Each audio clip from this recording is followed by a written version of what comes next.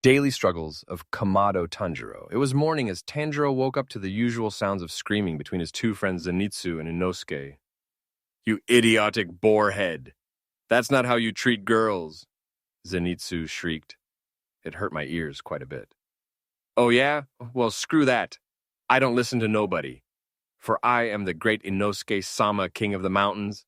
"Ha ha ha ha," he yelled as I sighed and put on a smile, getting up to go mediate their argument. After mediating the argument and only getting them to stop screaming at each other, it was time for training. I smiled, hoping that I wouldn't stumble upon, and that hope's gone now as I see two people.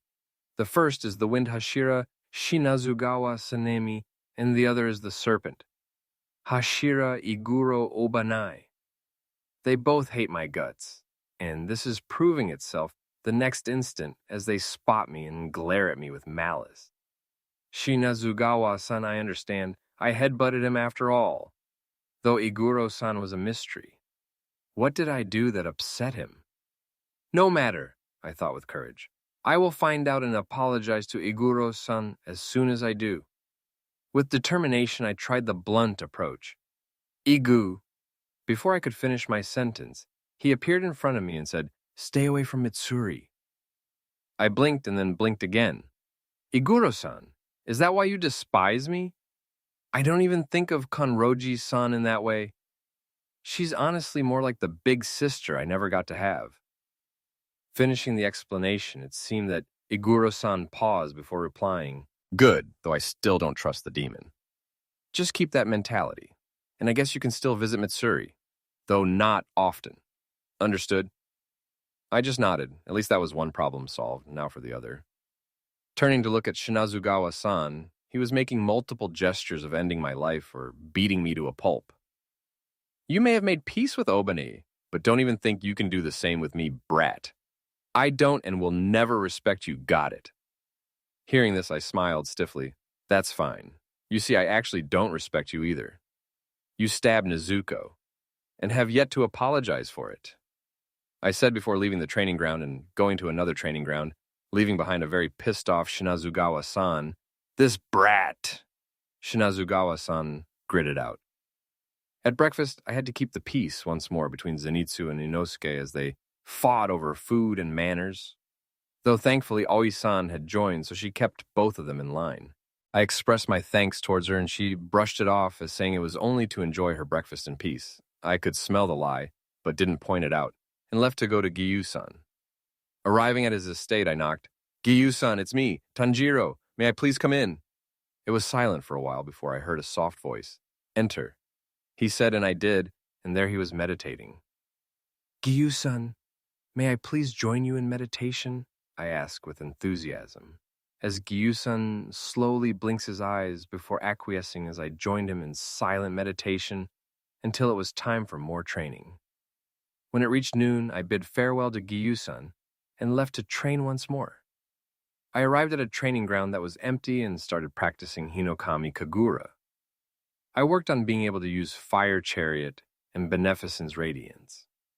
These were difficult to perform, but I practiced as it felt like my lungs were no longer resisting using the Hinokami Kagura, but instead flowing with it perfectly. Afterwards, I headed back off towards the Butterfly Mansion.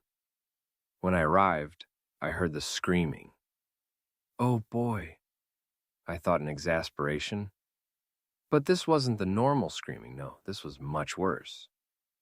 "Nezuko-chan!" I heard Zenitsu shout out to the heavens as a tick mark grew on my forehead. "Not again," I thought in frustration as I walked toward the sounds, and lo and behold, it was in the courtyard, as Zenitsu was chasing after Nezuko, who was running away from him while laughing. All of my frustration left me as I witnessed this pure sight, and sighed, okay, maybe I can trust him with Nezuko, maybe. I thought and decided to watch for a while before leaving and running into Kanao. She smelled sad, so I talked with her to cheer her up. For some reason, whenever I talked with her, she would smell happier and smile more. She also would laugh a bit, which sounded like the laugh of an angel. I accidentally spoke this out loud, and she blushed crimson red as I copied her, and we sat in awkward silence for a bit before continuing our conversation. Smiling at Kanao and waving her goodbye, I went towards Shinobu-san's office as it was time for my monthly checkup. Entering, I saw Shinobu-san already sitting down smiling. "Hello, Tanjiro, welcome. Would you please take a seat so we can get started?" She said as I smiled and greeted her while following her instructions as I took a seat. The checkup lasted for only 20 minutes or so before I was given the clear to leave. Bidding farewell to Shinobu-san, I left and returned to an empty training ground to once more practice the Hinokami Kagura. Though not for long, as the sun would be setting soon, so I did a quick overview of the Hinokami Kagura and practiced all of its forms equally. By the time I was done, the sun seemed just about ready to set. I returned to the butterfly mansion where I could smell dinner cooking and hear Aoi shouting at Inosuke to wait for dinner to be done cooking before eating anything. When I sat down to wait for dinner, I saw Zenitsu sitting beside me and started chatting with him about how his day went. He was always calmer when it was just the two of us, and it was a nice break from his more hyper self. When I had just finished telling him about how my day had already went, after he already told me about his, the food arrived. We all gave thanks and dug into our heart's content.